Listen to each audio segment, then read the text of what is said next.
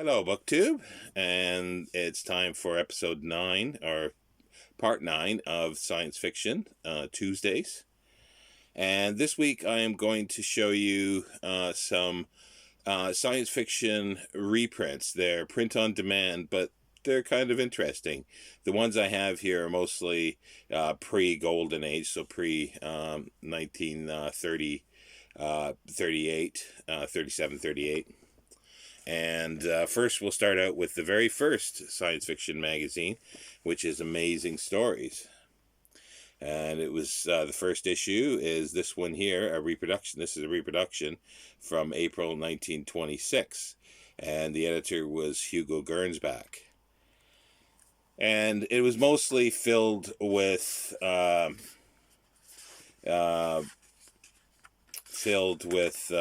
like reprints of stuff for the first few issues, H.G. Wells, Jules Verne, that type of thing. But there's an interesting editorial about the new type of magazine and new fiction by Hugo Gernsback. And this is published by Classics SF Library. And as I say, it's a facsimile reprint, basically, but it's print on demand. But the quality's not bad. It's only going to be as good as the source material, obviously, and those magazines are a bit fragile. But as you can see here, the text is pretty clear. It's a bit fuzzy, but it's still very readable. The gray background for the page. And even the illustrations are pretty good. The cover is a bit fuzzy. The original artwork. Not sure if that was Kelly Freas or not. I don't know if he was around at that time. But anyway. But it's got the original ads. It's just a complete facsimile of the original. So here's one, the new Accelerator by H.G. Wells. As I say, it's just a mostly reprint in this one. This company's done a few. There's another company that it's a massive company. They have a website, and they mostly are reprinting comics, old comics, and they're called Guandanaland. I thought that they might have, somebody thought, they heard Gondwanaland, the supercontinent, but didn't do it right. I don't know. I didn't look it up. Maybe that is from something else. I'm not sure. But this is Air Wonder Stories, again by Hugo Gernsback. And Air Wonder Stories ran for 11 issues, and then it sort of it joined with another one. It kept changing its name, and then finally with one winds up as Wonder Stories. But this has, I think, the first 4 issues, I think, in, and the cover is better, except like one quibble, an aesthetic sort of cosmetic way is that it would have been nice to do the full thing for the cover. And inside they do reproduce the covers of each one, but they just do it obviously in black and white, and there's the first one. And it would be nice if that was a quality, glossy, colored insert. That would be nice. But the printing is pretty good. Here's one with like that's a little fuzzy there on this page because it's 3 columns. It's smaller, but the ads are pretty good. The illustrations are good for the most part. Yeah, when you get the smaller printing, like in 3 columns, it gets a little fuzzy. But for the most part, it is perfectly clear to read.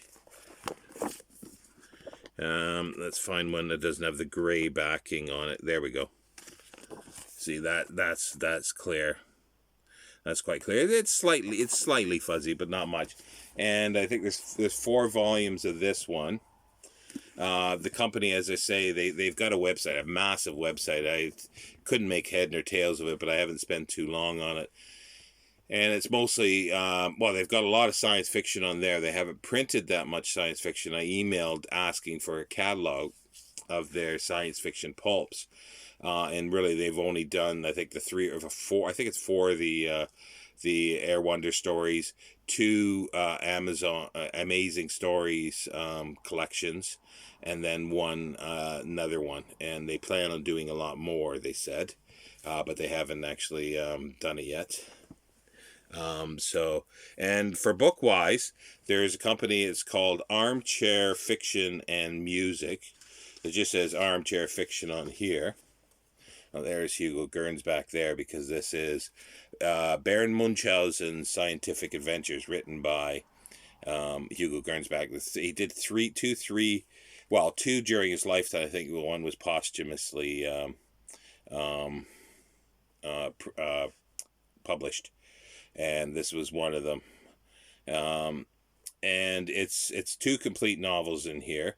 They're trying to do like the ace doubles, but they sort of failed a little bit, because the ace doubles, you sort of you got this way and then you flip it over.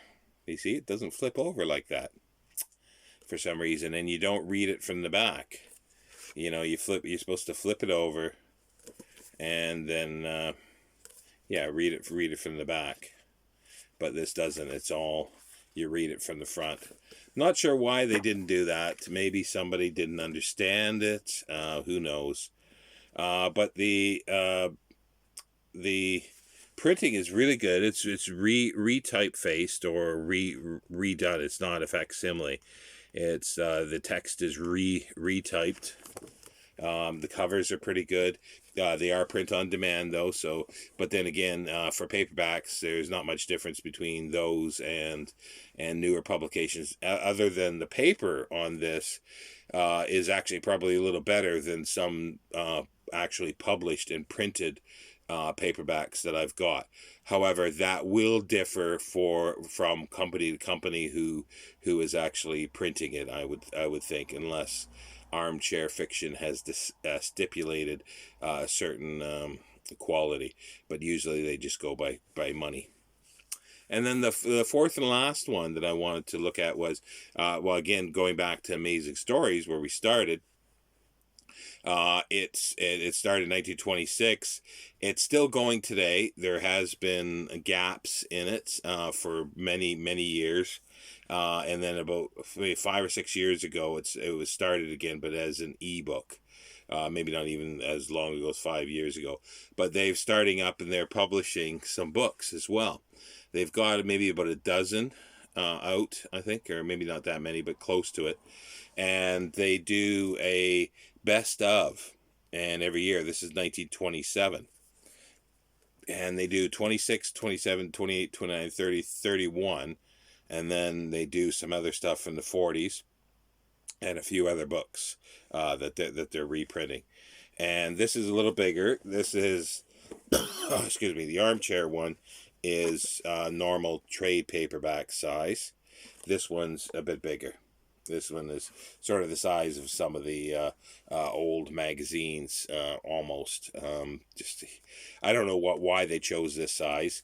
The printing again is pretty good. It's, if not a bit large. They've retypeset everything, but the covers are nice. They're original illustrations. And and this is Frank R. Paul. Is the illustrator of that one.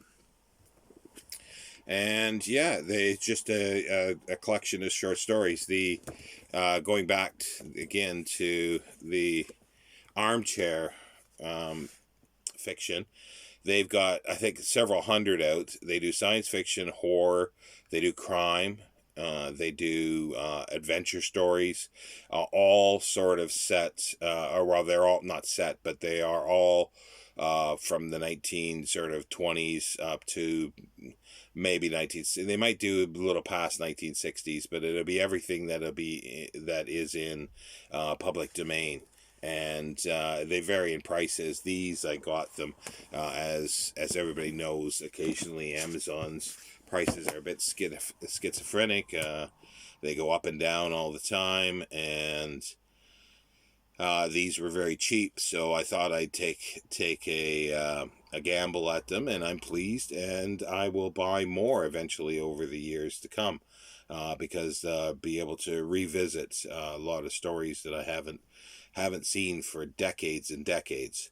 But anyway, that's this week's science fiction. Next week, I will have an official announcement to make, so don't miss that one.